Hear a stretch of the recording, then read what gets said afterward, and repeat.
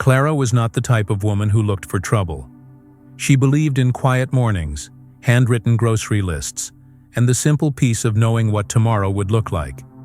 Married to Victor for 8 years, she had built a life she could describe without hesitation: organized, calm, mostly happy. The kind of life that appeared steady on the outside, even if small cracks ran beneath the surface.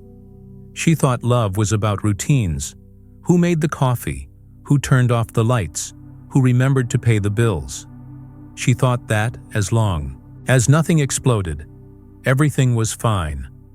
That illusion began to shift one rainy Thursday. Victor had come home late, again. His excuse was the usual blend of traffic and meetings, but his voice held a tone she didn't recognize. Too careful, too rehearsed. Clara noticed but said nothing. Not because she trusted him blindly, but because she wasn't ready to know. It's strange how the heart delays its own pain, like holding a breath underwater, hoping you'll surface before it becomes unbearable. That night, while putting away his coat, she found a folded napkin tucked inside the pocket. It wasn't just any napkin. It was from a small cafe downtown she'd never been to, and on it, a lipstick mark, bright red. Clara didn't wear red. She stared at it for a long time, her hands shaking, the edges of the paper crinkling under her fingers. In that moment, her mind didn't scream.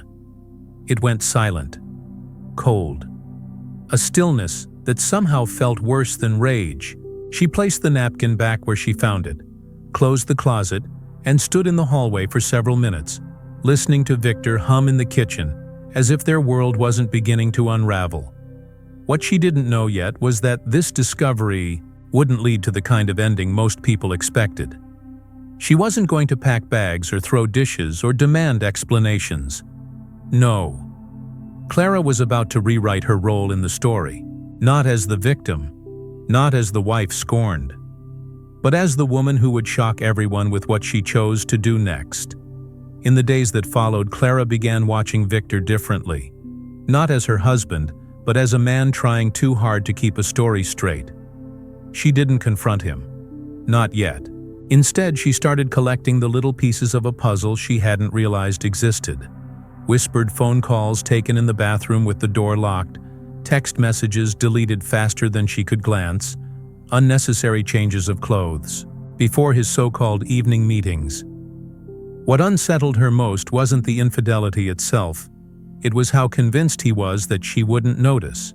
It was as if he still saw her as the quiet, undemanding wife, who never asked too many questions, who valued peace over truth. But something inside Clara had shifted the moment she touched that napkin. It wasn't just the betrayal that stung. It was the realization of how far she had drifted from herself. For years, she had trimmed her voice, her needs, her instincts to fit into the version of love she believed was safest. Now, sitting in that awareness, she didn't feel broken. She felt awake. One night, while Victor slept beside her, snoring softly under the weight of secrets, Clara quietly got out of bed and opened her laptop. Her fingers trembled, but her intention was clear. She created a private social media account, one that couldn't be traced back to her. With a deep breath, she began searching. Comments, tags, photos. It didn't take long. Melissa. The red lipstick. The co-worker Victor always insisted was just friendly. The truth didn't crash over her like a wave. It settled in her, like dust after a storm. She didn't cry. She didn't scream. She simply closed the laptop, leaned back against the wall, and stared into the dark room. But something strange happened in that silence.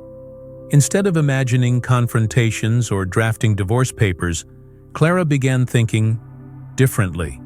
Not of revenge, not of escape, but of something else. Something radical. A choice that could only be made by someone with nothing left to lose and everything still to claim. The idea that began forming in her mind didn't look like surrender. It looked like power, and if she dared to act on it, nothing, absolutely nothing, would ever be the same. The next morning, Clara moved through her routine with a strange calm, like someone standing on the edge of a cliff, but no longer afraid of falling.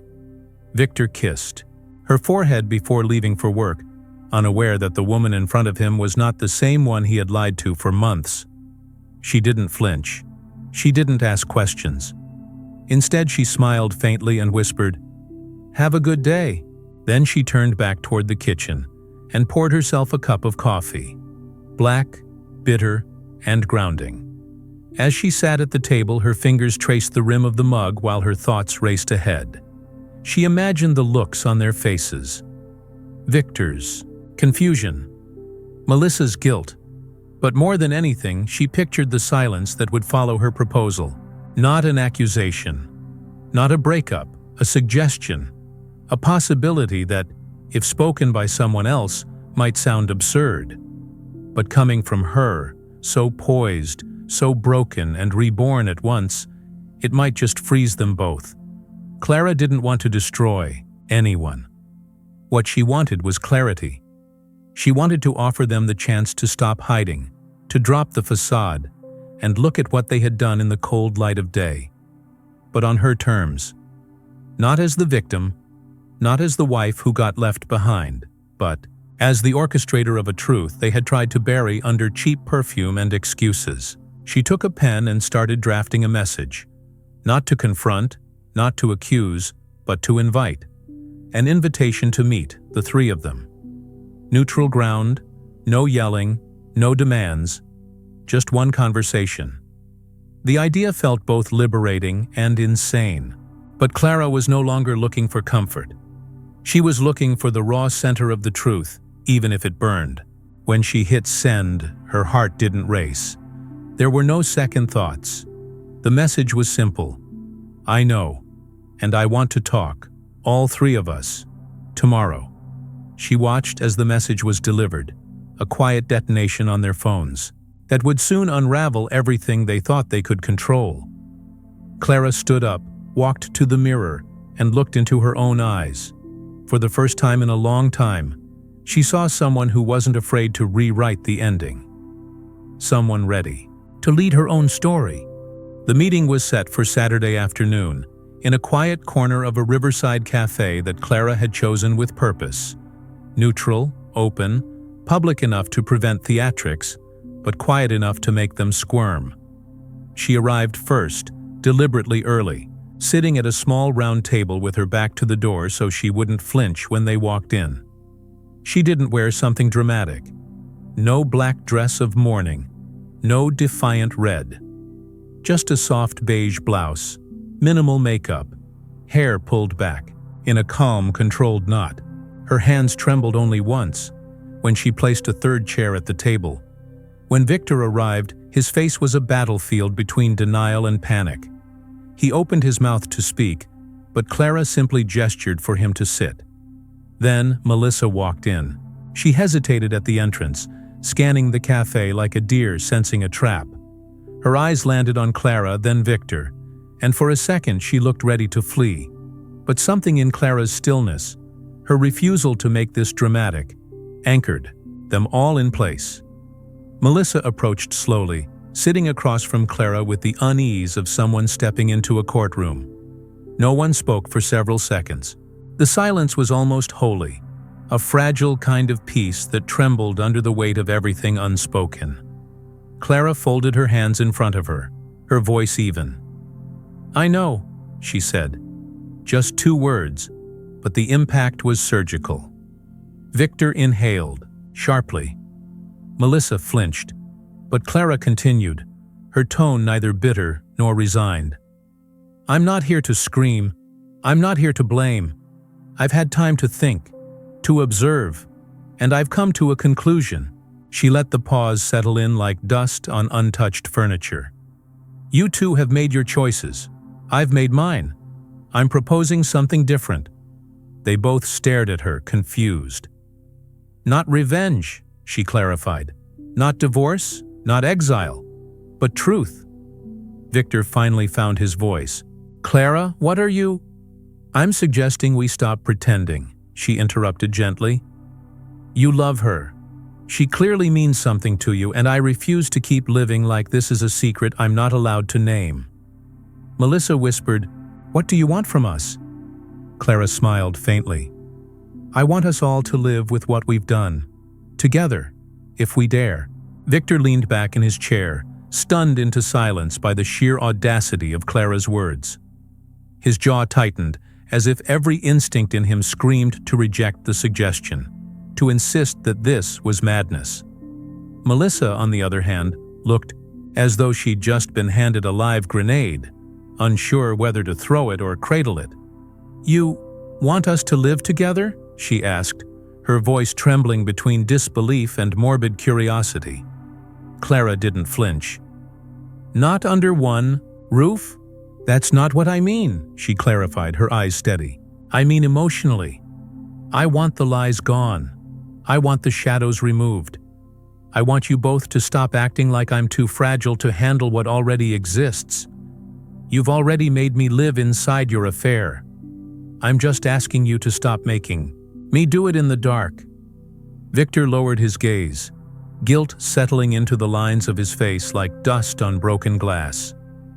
Melissa seemed caught between shame and fascination, as though this woman she had once feared now held a kind of authority that neither of them could explain. "This is insane," Victor finally muttered. "Why would you want this?" Clara took a breath. "Because the damage is done, but I still believe people are more than their worst choices. And if we have to walk through the rubble, I'd rather do it consciously. Together, with eyes wide open." The table fell into silence again, this time less charged, more reflective. Melissa swallowed hard and asked, "And what happens to us? Me and him?" Clara turned to her slowly. "I don't know, but I'm not going to be the abandoned wife who screams in parking lots or burns down houses. I want to understand what this is. If it's just lust, it'll rot and fall apart. If it's real, then at least I'll know. I deserve that. We all do." Her words carried a clarity that neither of them could interrupt. Victor rubbed his face, aging 10 years in that single motion. "You're stronger than I thought," he whispered. Clara's gaze didn't waver. "No, Victor, I'm just done pretending that weakness is the same as peace." The air grew thicker as Clara's words settled into their skin like smoke that wouldn't clear. It was Melissa who finally broke the silence again, her voice raw and almost childlike. "What if I don't want to be part of this truth?" she asked, her fingers nervously picking at the edge of a paper napkin. "What if I never meant for any of this to happen like it did?" Clara looked at her, and for the first time, there was no hostility, just exhaustion. "Then you can walk away," she said. "But understand this, pretending it didn't happen won't make it unhappen. We've already crossed the line. The question now is how we carry the consequences." Melissa blinked, as though she hadn't expected such calmness, like she'd prepared for rage and found something far more unsettling in its absence. Victor sat frozen, as if torn between two gravitational pulls, one of guilt and another of comfort that he couldn't admit even to himself. "Do you want to be with me?" he asked Clara suddenly, desperate for something familiar to hold on to. She paused and then answered with a kind of honesty that cracked him open. "I want to be with the man you were before you forgot who you were, but I don't know if he still exists. I don't want a half-life, Victor. I want truth, even if it hurts." His lips parted, but no words came out. Clara turned back to Melissa. "This isn't a trap. I'm not baiting you into staying or leaving. I'm telling you both that I'm choosing to stay awake, to live in full knowledge of what I'm in. If you can't do the same, that's okay. But don't pretend I'm the one being irrational." The cafe noise around them returned to focus, cups clinking, quiet laughter, a song humming from the speakers overhead.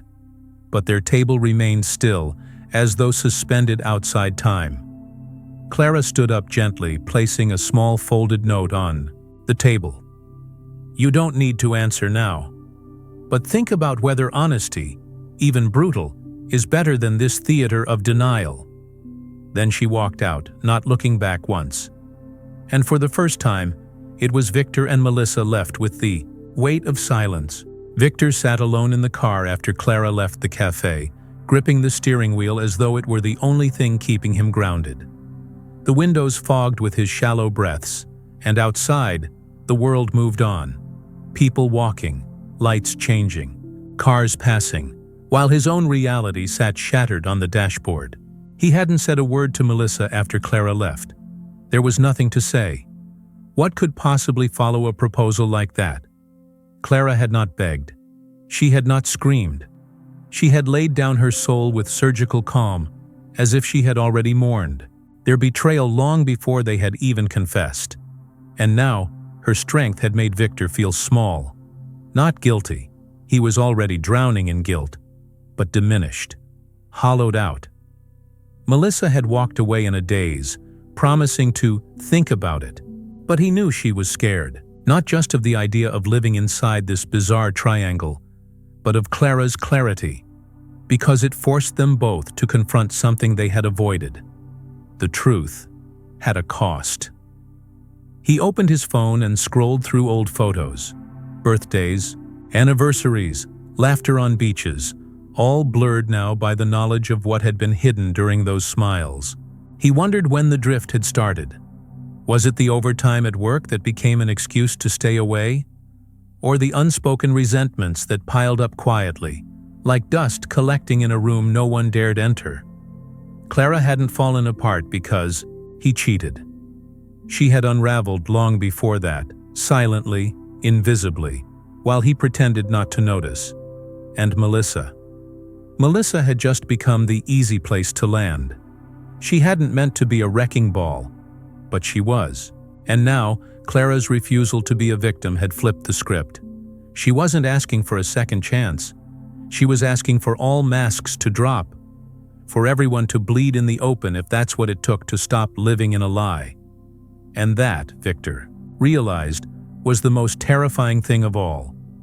Not being caught, not the shame, not even losing Clara, but being forced to be seen, to be completely, brutally visible in all his failure. And now, there was no way back to blindness. Melissa sat on the edge of her bed, the silence of her apartment pressing in on her like a thick fog. She had thought about Clara's proposal for hours, replaying each word, each pause, each look. The audacity of it both infuriated and fascinated her. How could Clara be so calm, so composed? Most people would have burned everything to the ground. Yet Clara had offered something that looked on the surface like forgiveness, but wasn't. It was something more brutal. It was surrender to truth. And Melissa wasn't sure she was strong enough to accept that kind of honesty. The affair hadn't started with intention. It was late-night work sessions, shared jokes, subtle glances. Victor had been broken in a way Melissa felt compelled to fix. He looked at her like she was still full of possibility, and after years of feeling like a shadow in her own life, she had let that gaze heal something in her. But it came with a price. Every time she looked at Clara, even from a distance, she felt like a thief walking through a museum, pretending the stolen painting was always hers. Now Clara was offering to keep the painting on the wall, in full view, for everyone to share, not out of generosity, but because pretending it was otherwise no longer served her. Melissa walked to the mirror and stared at her own reflection, trying to find something that resembled clarity. Her hands trembled as she picked up her phone and scrolled through the messages between her and Victor. They were filled with affection, moments of tenderness, even love. But underneath all of it was a question she had never dared ask. Was this ever real? Or was she just a convenient escape for a man too afraid to face his own cracks? Clara's proposal wasn't about romance. It was a demand to live without illusions. And Melissa knew that if she said yes, she would be stepping into a world where every smile had to be real, every silence earned, every wound exposed. Could she live like that? Could any of them? She didn't know. But she knew one thing with certainty. The old world they came from was already gone. Clara walked aimlessly through the park near her apartment, the weight of her decision pressing on her chest like a stone she couldn't dislodge. Children laughed in the distance, and couples passed by hand in hand, as if the world hadn't shifted underneath her feet. A breeze swept through the leaves, brushing her hair against her face, like a whisper from a version of herself she no longer remembered. She wasn't trying to win Victor back. That wasn't the point. What she had proposed was never about romance. It was a declaration of war against the roles she had been forced to play for years. The obedient wife, the forgiving woman, the quiet one who absorbs betrayal and turns it into strength behind closed doors. But Clara was done performing. What she wanted now was raw truth, no matter how grotesque it looked. And if that meant sitting across the dinner table from the woman who once took her husband, then so be it. Because pretending nothing had happened would be far more violent. She needed them both to live with the consequences they created, and she needed to watch if they could survive it. Not out of cruelty, but because that was the only way to know if anything between them had ever been real. Her therapist once told her that betrayal doesn't always end with separation. Sometimes it ends with confrontation, where the silence is so loud it forces everyone to speak. And in that clarity, Clara had found something she hadn't felt in years: control. Not control over others, but over herself. For the first time in a long time, she wasn't reacting. She was choosing. She knew the proposal would shock them, even disgust them. She wanted it to, because now they would have to confront the version of her that refused to be erased. A woman who could still open the door and say, "I'm still here and I see everything." She sat on a bench and looked up at the sky, where clouds passed slowly, indifferent to the dramas below. Somewhere in that quiet, Clara smiled, not out of joy, but because she finally realized she didn't need to be loved to feel powerful. She just needed to be awake. The table was set as if it were just another dinner. Cutlery polished, candles lit, wine breathing softly in tall glasses. But nothing about this night was ordinary. Clara had arranged everything herself, down to the exact placement of the chairs. One at the head of the table, hers, and two side by side across from her. Melissa arrived first, wearing a dress that didn't know whether it wanted to be elegant or apologetic. She clutched a bottle of wine as if it were a shield. Clara greeted her with a nod, nothing more. No hugs, no warmth, just acknowledgement. The kind you give to someone you've already cried over too many times. Victor arrived minutes later, visibly nervous, as though unsure whether this was a reunion or an execution. He kissed Clara's cheek out of habit, but she didn't flinch. That hurt him more than a slap. As they sat, the silence grew dense. Small talk died in its crib. Every word spoken hovered in the air, asking for permission to land. Clara broke the tension with the calm precision of a surgeon. "Let's not pretend tonight." Melissa blinked. Victor shifted in his chair, and suddenly they were no longer three adults playing house. They were three truths, bleeding quietly at the same table. Clara poured the wine. Melissa thanked her. Victor tried to smile. The candles flickered as if sensing the unease. The food, untouched, cooled on porcelain plates. Clara looked at them both and said, "You loved each other. I know that. Maybe you still do." Victor opened his mouth, but she raised a hand. "I'm not asking for confessions. I'm offering a choice. We can either lie to each other for the rest of our lives, or we can try to understand what the hell this has become." Melissa's throat tightened.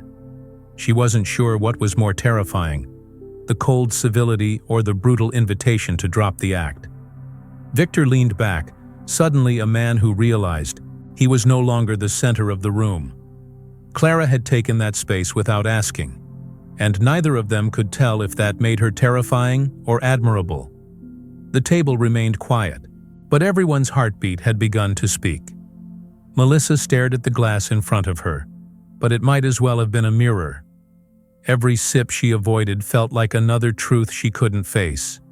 She had imagined countless scenarios for this evening. Clara screaming, throwing plates, crying on the floor. But this terrifying calm wasn't part of any of them, and it made her feel smaller than ever. Across the table, Clara's eyes were steady, almost tired, not defeated. Just finished with pretending to be the weaker woman. Melissa had told herself for months that love isn't a crime, that if something real happens, even in the wrong way, it still deserves to exist. But now, sitting here, she realized that some truths feel heavier when spoken aloud. Victor, for all his attempts to stay composed, looked like a man watching his own obituary being drafted in real time. He couldn't touch either woman. His hands remained on his lap like they belonged to someone else. Melissa finally spoke, her voice more breath than sound.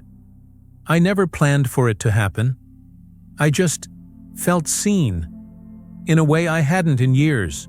Clara didn't blink. "Do you still feel seen now?" The question wasn't cruel. It was surgical. Melissa hesitated. "I don't know." And it was the first honest thing she'd said all night. The room shifted, not dramatically, but enough. Clara leaned in slightly. "Good. Because love that begins with a lie never stops asking for sacrifices." Melissa looked down, tears threatening to fall, but she wouldn't let them. Not here. Not now. Victor tried to interject, but his words tangled in his throat. Clara turned to him. "You wanted a world where no one got hurt, Victor. But that world doesn't exist. You created 3 ghosts instead, none of us living in truth." The wine was still untouched, the food cold. But in that moment, something had warmed inside Clara. Not forgiveness, not yet, but the certainty that she was no longer waiting to be saved. She had become the mirror in which both Melissa and Victor now saw the damage they had done, and the damage they could no longer outrun. The silence that followed wasn't empty. It was full of everything no one had the courage to say before. Then, something unexpected happened. Clara stood up, walked to the kitchen, and returned with a small box. Simple, wooden, the kind used to keep forgotten jewelry or unfinished letters. She placed it on the table and looked at both of them without a word. Victor's eyes darted between her face and the box. Melissa tensed, unsure whether it contained rage, remembrance, or something worse. Clara sat back down and slowly opened it. Inside were photographs. Dozens of them. Some of Victor and Clara in their early years. At the beach, laughing over, burnt toast, asleep on train rides. And mixed within them were photos of Victor and Melissa. Not intimate ones, but real. A hand brushing another. A glance too long to be innocent. Clara slid the box toward them. "I found these months ago," she said. "Before either of you had the courage to tell me." Melissa's hand flew to her mouth. "You knew?" Clara nodded. "I watched. Everything from the inside, quietly, while you both acted like I was too blind to notice." Victor looked broken, like a child caught in a lie too big to fix. "Why didn't you say anything?" he asked. Clara tilted her head. "Because I needed to see who you'd become when you thought no one was watching." Her voice didn't shake. It didn't rise. It was the calmest part of the storm. Then she added, "And because I was waiting for one of you to give me a reason to stay." Melissa looked at her, unsure whether she was being punished or forgiven. Clara smiled faintly. "I'm not angry anymore. I'm just not sure if I believe. Either of you are worth the pieces I'd have to pick up again." She stood up once more, but this time she wasn't carrying anything. She was lighter. "I'm going for a walk," she said, grabbing her coat. "When I come back, I want you both gone, or waiting with a reason I've never heard before." Then she left. No slamming doors, no final words. Just the sound of heels fading down the hallway and 2 people left to wonder how the woman they underestimated became the one holding all the power. The door clicked shut behind Clara, and the silence that followed wasn't peaceful. It was paralyzing. Melissa sat frozen, eyes locked on the wooden box, as if it might suddenly swallow them whole. Victor remained standing, still processing the last sentence Clara had left behind. Gone, or with a reason she's never heard before. The absurdity of it weighed down on both of them, not because they didn't have reasons, but because none of their reasons had ever been courageous enough to come before the betrayal. Now, in the stillness of Clara's absence, truth no longer seemed like a luxury. It was the only thing left. Melissa finally spoke, her voice raw. She was never weak, was she? Victor shook his head slowly. No, we just convinced ourselves she was, because it made it easier to lie. They exchanged a look, not of love, not even of shared guilt, but of recognition. Two people who had walked into a fire, expecting warmth, and found themselves scorched. Melissa stood up and walked toward the window. Rain had started to fall, soft at first, almost like an apology from the sky. We thought love gave us permission, she whispered, but all it did was expose how little we were willing to lose for it. Victor ran a hand through his hair, a gesture that used to feel confident, now reduced to a nervous twitch. Do you regret it? He asked. Melissa hesitated. I regret that I didn't wait for love to come without blood on its hands. They stood there for a long moment, no longer lovers, not yet strangers, suspended in a space between what they had broken and what they might still rebuild, though not with each other. Victor approached the table and closed the lid of the box. We can't give her a reason to stay, he said, but maybe we can give her the truth she's earned. Melissa nodded. It wasn't a redemption. It wasn't even the beginning of one. But it was, at last, the end of pretending. And in some stories, that's all you can offer. Not healing, not hope, just the decency to end with honesty. By the time Clara returned, the apartment felt different. Not cleaner, not emptier, but stripped of its illusions. The kind of silence that greets you after a thunderstorm, when the damage is visible and the air still smells like something burnt. She closed the door softly and glanced around. Victor was no longer pacing. Melissa no longer looked fragile. They weren't holding hands. They weren't sitting close. If anything, they resembled two people who had come to the end of something, too sacred to lie about anymore. Clara placed her coat on the chair, not in anger, but with the quiet composure of someone who had reclaimed her name in her own story. Well? She asked. Her voice didn't demand, it invited. Melissa stood first, no rehearsed lines, no trembling. We didn't come up with reasons, she said plainly, because we both realized we don't have any that you haven't already heard. We just never had the courage to say them while they still mattered. Clara didn't blink, didn't move. Victor stepped forward next. You were never the fool in this. We were. We thought secrets could stay small if we never spoke them out loud. His eyes were damp, but not begging. You were the only honest person in this triangle, and we made you carry our guilt like it was yours. The words didn't fix anything, but they didn't have to. Sometimes truth doesn't mend wounds. It just makes sure no new ones are added. Clara looked at both of them, measuring not just their words but the weight behind them. Then she walked over to the kitchen counter, picked up a pen, and slid a small notebook toward them. On the first page, in her handwriting, was a single sentence. You can keep the apartment. I want my name off everything by morning. Melissa's breath caught. You're leaving? Clara nodded.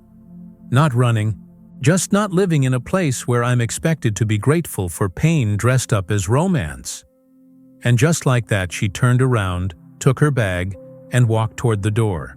No dramatic music, no final plea. Just the click of the lock as it closed behind her, and the echo of two people realizing they hadn't lost her because of the affair. They lost her because she finally remembered who she was.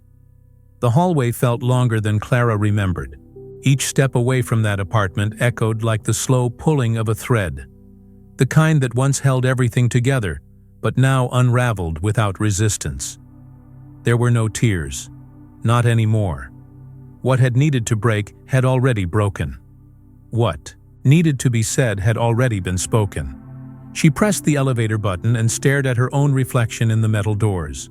The woman staring back wasn't the same person who had once asked Victor if he still loved her, or who had tried to laugh through Melissa's stories, pretending they didn't sting.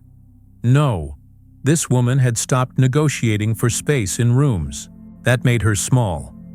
When the elevator opened, it was empty. Fitting. She stepped inside and let the doors close. On the ride down, her mind wasn't racing. It was quiet, peaceful even. She didn't need to know where she was going tonight, just that it wouldn't be back upstairs. That door had closed, not in fury, but with the unmistakable sound of finality. Meanwhile, in the apartment, Melissa and Victor stood in separate corners, the silence now unbearable. There was nothing left to confess, nothing left to fight for. And that was the heaviest part. They had gotten what they thought they wanted. Truth laid bare, no more pretending. But what they had failed to realize was that truth, when spoken too late, doesn't liberate. It haunts. Melissa sat down slowly, staring at the notebook Clara had left behind. She reached for it and traced the ink with her finger. Her voice was barely audible. She walked away like the heroine in a story we never deserved to be part of. Victor didn't respond. He couldn't. Outside, the rain had stopped, and the sky was slowly clearing, not in celebration, but as if the world too was exhaling. Somewhere in the distance, a cab door closed, an engine started, and Clara disappeared into a city that would never know what she had survived. No headlines, no applause, just a woman who chose not to stay in the kind of love that required her to disappear in order to belong. And that, in the quietest, bravest way, was her revenge. Not rage, not destruction, just walking away whole while they remained in pieces.